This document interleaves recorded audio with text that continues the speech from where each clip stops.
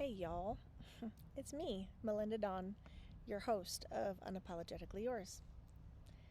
And I asked the question, what if me being unapologetically me is exactly what sets someone else free? Who knows? Actually, a lot of people know. a lot of people, a lot of people have come to realize that me being unapologetically me gives them the permission that they didn't know they needed to give themselves or that they were allowed to make to be just them. So I show up in a way where I give my whole heart so others can do the same, so they can show up just the way they are, loved without limits. So this morning was the first day back for the kids to go to school since the winter break. And it was not a mixed bag. Maybe it was a mixed bag. For me, it was just sure determination to get them there. And the mixed bag would be they had different feelings. They were not ready. They did not want to go. Kalel actually was pretty spectacular. He just wanted 5 more minutes to sleep. Michaela Sue woke up. I picked her up and I snuggled her and I got her to the bathroom. And when I started to get her ready as far as put clothes on and things like that, she was furious. She was exhausted. She was tired. I'm tired. Jacob came in and helped me. It was definitely a two-person job to get her socks on her feet, her pants on, her shirt on, all of it. It was a lot. And he carried her to the car, kicking and screaming. And she let out this blood-curdling scream. she was not happy. I was really nervous about would she be screaming once I got into the car. Thankfully she wasn't. She had calmed down pretty quickly. But her scream reminded me of the unheard screams by many parents during this break, wondering how many more days, counting down the days for their kids to go to school. So I didn't try not to do that. I was very intentional about staying in the moment, enjoying the moments that I had with them, but it was time. It was time. And so for me, there was nothing bittersweet. It was simply sweet. The sweetest part was getting them to school early without any stress, without any pressure. Also, because it's a two-person job and my husband was up for the task. I'm super grateful for that. And yeah, so that was that. Let's see, what else? Um, I was thinking about the scream though, and how I've screamed. I have locked myself in my room and screamed into a pillow. I have screamed in a car. Have y'all done that? You parents out there, did you get the scream? Or were you screaming hallelujah? um, Anyway, there's a new countdown coming. The countdown for kids. When is summer going to start? Um, I'm not I'm not counting those days. I'm going to enjoy these days that they have where they are there. And I talked to my husband about just praying more, like praying over our children for their health, because I don't want not one of them to catch any kind of school cooties and come home spreading germs. No, that's not for me. That's not for our house. I rebuke that. So, all right. So more prayer. And I'm grateful for a partner who will pray with me, and really just for our partnership. So, yesterday, something I wanted to share was I had a conversation with a friend, and it just reminded me how much I need and desire to grow. Okay, so there have been a series of conversations that I've had with different people. One I've talked about before. So there was someone I was chatting with, and that person started talking about someone that I care deeply for. And I deeply cared for the caller too. But this person was talking about somebody else that I found myself getting very defensive. And I found myself coming to their aid, their defense, right? And then it got heated. It got really heated, and I was like, whoa, our relationship's about to tank. And I was able to like take a deep breath, like an audible big breath, and just like ask, can we do a redo, right? A do-over where I can show up for you the way that you need me to be on this call, because you're calling, you want to vent, and you have every right to, and I want to hold that space, right? So that was one example. Another friend I spoke to, and they were really frustrated. I could hear it in their tone, and it had nothing to do with me, but I was absolutely impacted. And the person said, I'm going to say this as kindly as I can. And they proceeded to share the things, which ultimately was they're going to do what they're going to do. So I heard them, I let them go, and I typed up a pre recorded, if you will, text, right? It would be pre scheduled, and I set it for the next morning so that I could get out my feelings. And my feelings were ultimately, yes, you said you were going to say something with kindness, and you did your best. And I did not feel kindness at all. I felt like it was inconsiderate. It did not consider me, not one moment, not my opinions, my thoughts on the matter, a direction that I would like to be explored towards these plans. And I pressed send, but again, it was scheduled for the next day. So later that night, the person resolved the entire issue. I never had to send the text. And while that person might see this episode at some point, and they'll know it's them, it was not necessary when I talked to that person again to then say, oh, well, you hurt my feelings, and I know you had intentions that were positive, but it had a negative impact. I just I let it go.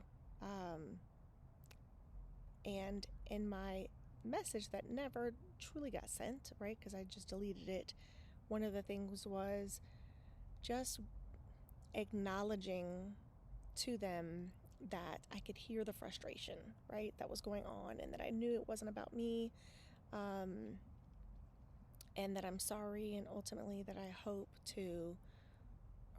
that it'll get better, right? So that was another one. And then a third one was somebody else who wanted to get support from me in relation to another person. So that individual knew that I had a relationship with the other person and asked, can I vent to you? Basically, can I safely tell you what I'm feeling without you coming to the other person's defense, being on my team, if you will, in this moment where I am expressing? So I took a moment, I took a breath, and then I showed up saying, all I know is whoever he or she is, I hope they're doing what the heck you say, right? So we got a good laugh out of that, and they were able to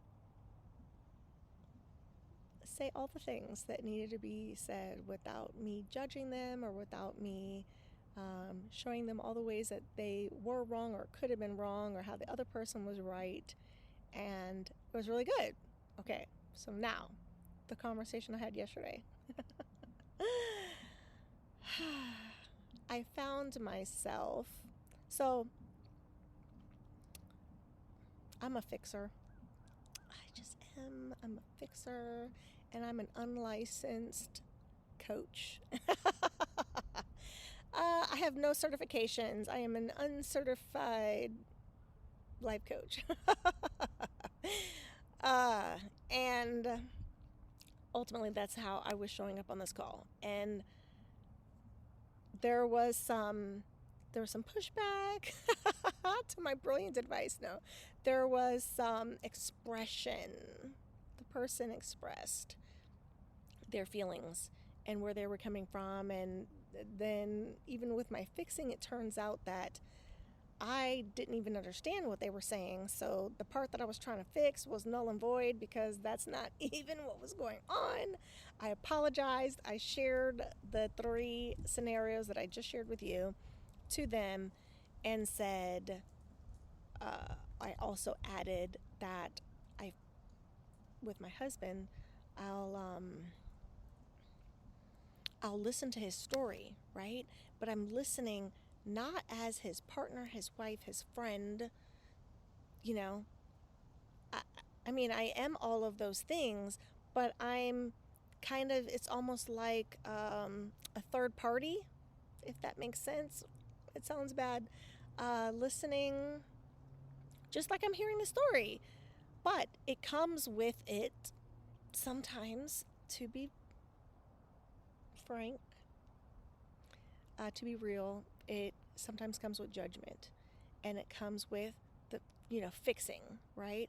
It comes with understanding what the other person or the other details, the unknowns, looking at the big picture instead of saying, you know what, as I listen to this. So what I found is a new approach that I want to take, which is when I'm hearing someone, when I am talking to a friend, to a loved one, that I want to sit my first presence, the first hat or maybe even the only hat that I wear in the moment of hearing someone and listening, is that I am there as their person, their friend, their support. Now, I feel like that deserves a caveat. Like, I'm not going to co-sign BS, right?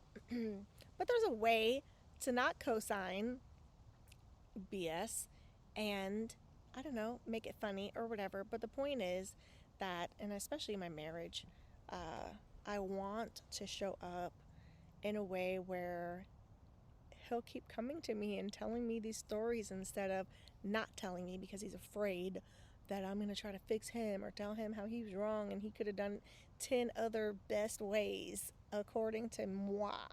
So, I'm sharing that because one of y'all might benefit from that. Um, we can offer reflection without fixing. We can provide truth without pressure. We can be present without an agenda. Just let me hold the bucket for you while you purge, while you vomit, while you share. And I have found,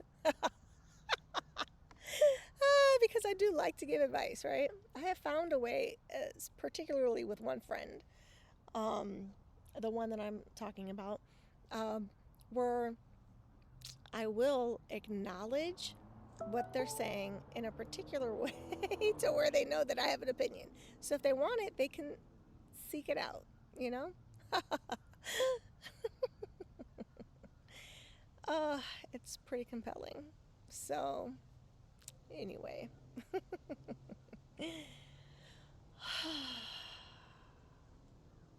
That was a good relief. Um, What I'm saying is, for those of us who are fixers, we want to smooth out the edges.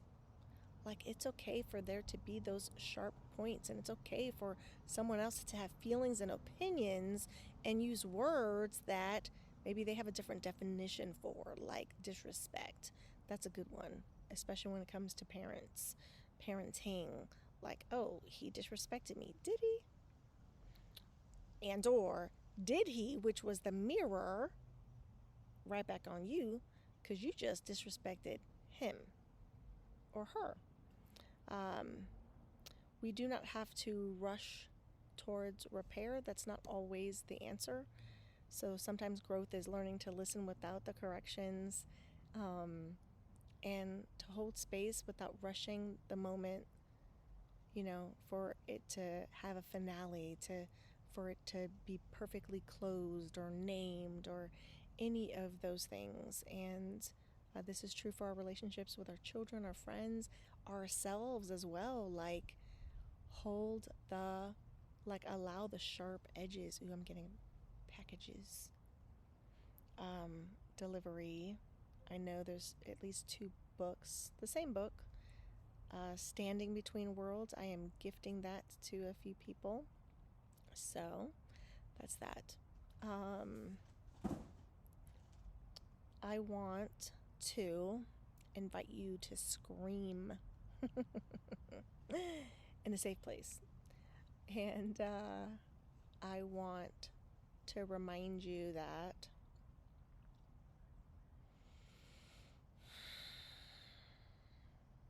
you deserve the very same thing that I'm suggesting you can offer. A place to pour out your grief and your opinions without somebody trying to smooth the edges, without someone coming in with a fix. You deserve consideration, to be part of the planning committee, if you will.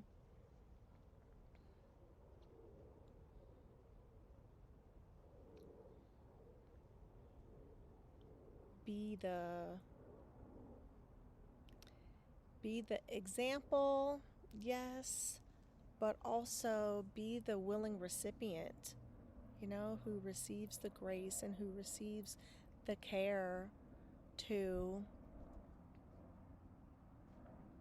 say all of the things, use the wrong words. I don't know. Use a word that doesn't mean what you think it means without being corrected. They know what you meant. Being seen matters, and I think that's a great, oh, there's my timer. I got a Zoom call in a few minutes. And I lost what I was just saying. Being seen matters. Seeing yourself, your value, your worth. You don't have to do this alone. You don't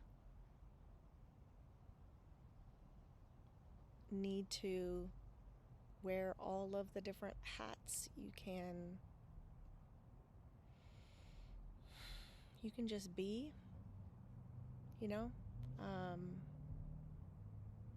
you can just be exactly you, the way that you are. You can love you, and you can find people who love you too. You can confront the fixers like me. And if they've, I don't know, got even just a smidge of humility within them, you'll find, because they are fixers and they want to repair the relationship with you, that they will listen, that they will hear you, that they will respect the boundaries that you want to install. They'll be supportive. So you're not alone. Find you some good people, some friends, some partners, who will hold that same space that you do for them. Now, everybody isn't you, and they don't think like you. They don't even have the same definitions as you. But find someone who will give you the freedom to be exactly as you are, warts and all, sharp edges and all, sharp teeth and all, without trying to make you something different, paint you as something different. Someone who will accept you just the way you are, which is, I'm sure, altogether lovely and exquisite and brilliant and brave and courageous and scared and petrified and maybe sometimes lonely. And they have room for all of those parts. And I hope that there's at least one special person that you can be the same to. Yes. I might have had a missing word, but look, I got a call in a few minutes, so I'm going to have to log off. But as ever, I remain unapologetically yours. Thank you so much.